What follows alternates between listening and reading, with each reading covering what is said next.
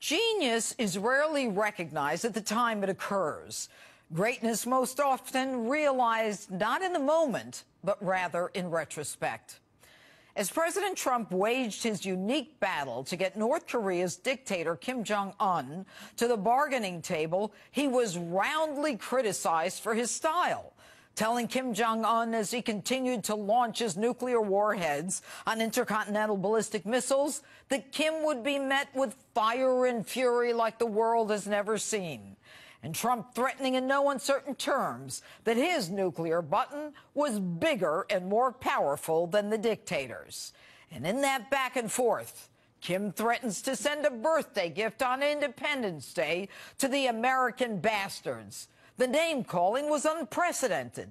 Madman, rogue, gangster, frightened, barking dog, dotard, rocket man, little rocket man.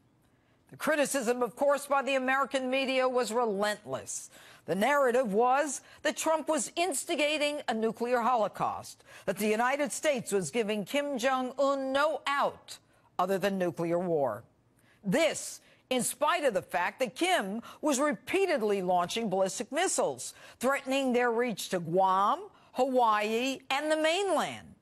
Trump, of course, in his usual fashion, was undeterred, all the while continuing to impose a slew of economic sanctions, warning that if forced to defend ourselves or our allies, we would have no choice but to totally destroy North Korea. So here we are, March 10th. Little Rocket Man seeking to sit down with the President of the United States. Never in our history or theirs has this happened. No other president could accomplish this. Not Jimmy Carter, Ronald Reagan, George H.W. Bush, not Bill Clinton, not George W. Bush, and certainly not Barack Obama. All either incapable or unwilling to confront a predictable impending disaster that Trump warned of in 1999, long before he became president. Don't believe me? Listen to the president just 2 hours ago. You know, they're saying, oh, well, Obama could have done that. Trust me, he couldn't have done that. He wouldn't have done that. He would not have done it. And by the way, neither would Bush and neither would Clinton. And they had their shot, and all they did was nothing. In the case of Bill Clinton, it's even worse. He gave more than $4 billion to Kim's father in exchange for North Korea's disbanding and dismantling its nuclear weapons program. This is a good deal for the United States. North Korea will freeze and then dismantle its nuclear program. South Korea and our other allies will be better protected. The entire world will be safer as we slow the spread of nuclear weapons. The United States and international inspectors will carefully monitor North Korea to make sure it keeps its commitments. Yeah, that worked out real well, Bill. Not only did they not keep their commitment, they built a nuclear armament to threaten our people. So much for the Bill Clinton, Neville Chamberlain appeasement approach to dictators.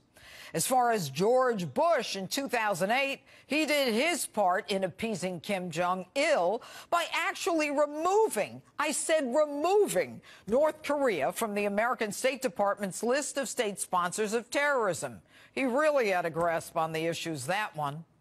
And Barack Obama, in his inimitable fashion and with language we've all heard before, said he was going to, quote, work with all the interested partners in the international community to take appropriate steps to let North Korea know they cannot threaten other countries with impunity.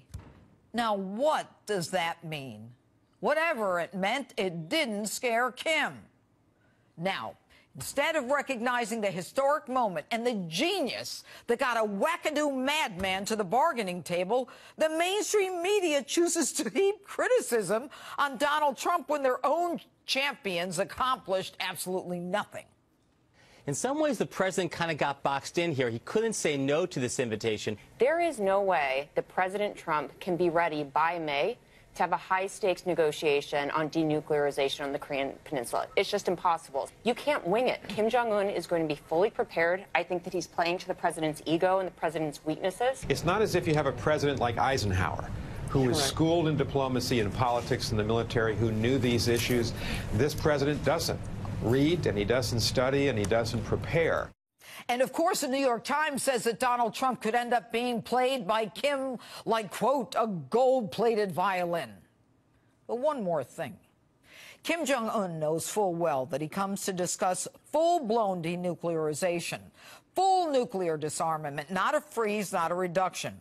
And he also knows he is not dealing with a Barack Obama who buckles to dictators like in Iran when he caved and gave $150 billion, taxpayers' dollars, to so-called stop the development of a nuclear bomb. And get this, we're not even in a position to verify or monitor if there is nuclear disarmament or even do site inspections.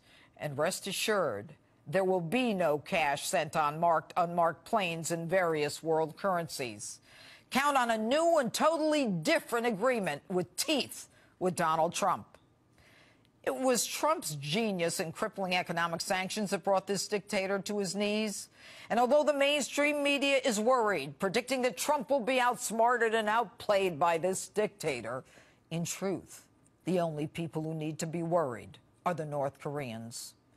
Donald Trump is more than the man Kim thinks he is. He has already outsmarted him, and that can get us a peace deal that will certainly last a long, long time. President Trump not holding back tonight on any topic, giving a rip-roaring speech at a rally in Pennsylvania. Here with reaction, former White House Press Secretary Sean Spicer joins me live. All right, Sean, what do you think of the Oprah comment? He's in his element tonight, and I think that's what's important. It's the same kind of momentum and energy that won him the election. He did very well in that portion of Pennsylvania.